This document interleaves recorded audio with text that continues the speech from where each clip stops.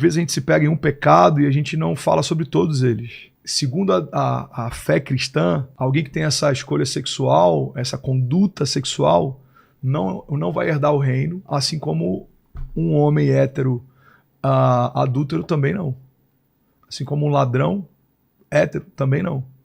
Então, eu acho que a gente parou para falar muito sobre uma questão sexual, quando na verdade existe uma conduta de santidade proposta pelo Evangelho. André, eu não concordo. Tá tudo bem. Até porque se você não acredita, por exemplo, em salvação, o que te agride falar que segundo a Bíblia isso aqui não te leva para o céu, se você não acredita em céu? Se segundo a Bíblia isso aqui fala a respeito de um mandamento de Deus, se você não acredita em Deus? Então, eu tenho visto um desafio que a gente está vivendo hoje. Muita gente quer tratar uma questão de respeito e tornar isso um privilégio. André, você precisa respeitar. Cara, vai muito além. Não é nem sobre respeitar ou não respeitar. Não tem a ver comigo. Eu não tenho ingerência sobre a vida do outro. Eu não tenho domínio sobre a vida do outro. O outro não precisa nem... Cara, você concorda ou não concorda? Você não precisa da minha concordância. Tanto faz. A vida é sua, a escolha é sua.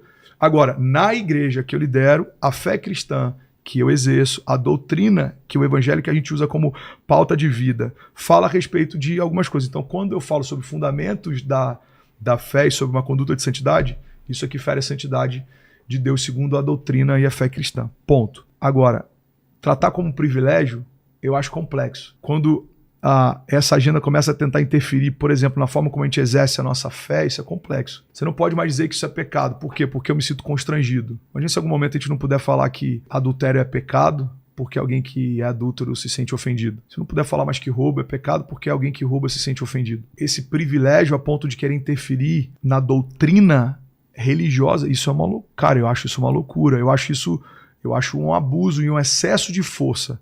Então, na busca por termos igualdade, vamos dizer assim, esses privilégios começam a gerar desigualdade. Você está falando que não condena, por exemplo, o homossexual por ele ser homossexual. Só que ele segundo a Bíblia, ele está condenado? Segundo a Bíblia, sim. Mas e se ele não consegue? Ele é aquilo, e aí, o que faz? Como que ele faz? Imagina se a gente usar esse mesmo pressuposto para quem adultera. Mas é diferente, adulterar é uma opção. Eu tô optando... Mas e se ele não consegue? E se ele não consegue? É uma patologia. Dá pra tratar, mas a homossexualidade não dá pra tratar. Não tem... Vou no médico e tomo uma... Eu jamais usaria a palavra tratamento, em primeiro lugar, porque a militância vai dizer que eu proponho uma cura. Cura gay, exatamente. Não é uma doença. Logo, não tem a ver com tratamento. É uma conduta. É uma escolha. Logo, tem a ver com mudança de escolha, de conduta. Mas você acha possível? Eu acho possível, não só acho, como conheço pessoas que eu pastoreei. Por exemplo, tem um jovem que a gente discipulava quando era líder lá em Cabo Frio. Eu sei que tem ele falava, ele abriu o coração pra gente, a gente via nele trejeitos, a gente não sabia se ele tinha essa escolha ou não, mas ele tinha trejeitos. Um dia ele se abriu e falou, ele e minha esposa, eu tenho desejos homoafetivos, eu não gostaria de ter. Tem pessoas que gostariam de ter e tem. E é um direito dela. No caso dele, eu não gostaria de ter. Mas eu fui abusado pelo meu irmão quando eu tinha, não lembro, 8 anos. E desde então eu comecei a achar que o prazer eu só vou ter se for com outra pessoa do mesmo sexo. Mas eu não quero pensar assim, eu não quero desejar isso. Mas hoje é como eu sinto e é como eu penso. E o que eu posso fazer? Bom, se você não quer, tem um projeto chamado Missões Avalanche. E esse projeto fala justamente sobre isso. Eu acho que você pode se descobrir na sua identidade em relação a isso. Não, perfeito. E ele foi. Quando a pessoa quer. E aí ele falou, cara, quer saber? De fato, eu não quero. E ele venceu. E ele falou, cara, eu vou seguir o celibato. Eu sempre vou lutar com esses pensamentos e desejos. Exato. Mas porque sempre, igual... então. Mas aí é porque hoje a agenda e essa militância é tão complexa. Se eu for dar um exemplo, como eu vou dar aqui. Cara, é igual uma pessoa que tem problema com drogas. Então você está comparando alguém com drogado? Não. O que eu estou dizendo é a dificuldade de quebrar hábitos. A dificuldade de mudar a conduta. Alguém que tem, por exemplo, adicto. Cara, tem gente que fala, eu era alcoólatra, por exemplo. Eu parei de beber, mas...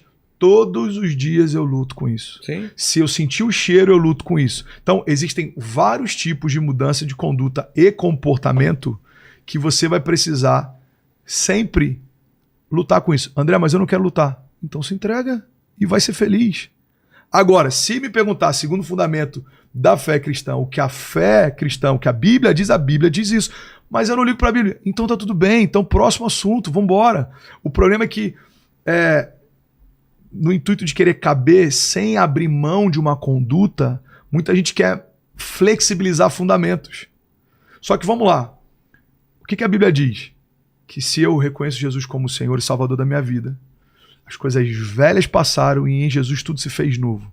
Fala a respeito da morte da velha vida para o nascimento de uma nova vida. E essa nova vida exige uma nova conduta.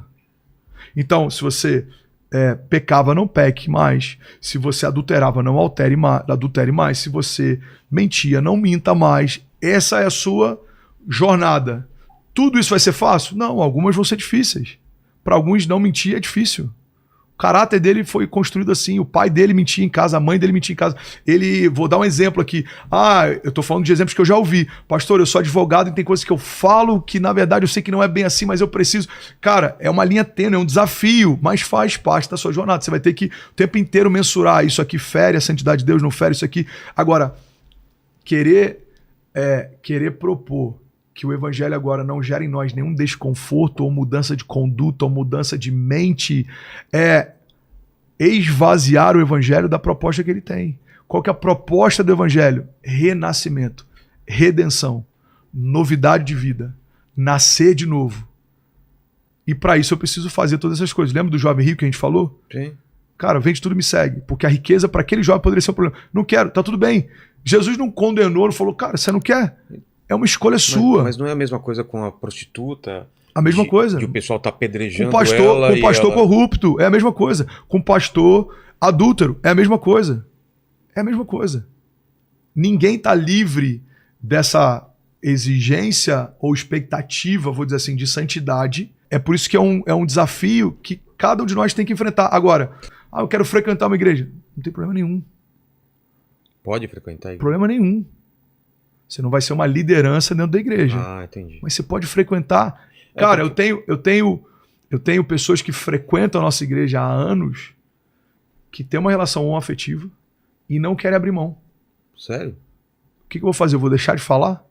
Eu continuo pregando. Deus é bom, seu misericórdia dura para sempre. Essa era a minha dúvida. Não, sabe qual é o problema, se existe Vilela? Um preconceito, se existe uma... Vilela, o problema é o seguinte, cara. Não, se eu tivesse um preconceito com uma pessoa que tem uma relação homoafetiva, eu também teria que ter um preconceito com alguém que tem uma relação adúltera. Só que o problema é o seguinte, a gente não vê em Jesus um preconceito. A não aceitação da conduta é diferente de você ter um preconceito ou você tá fechado para se relacionar com essa pessoa.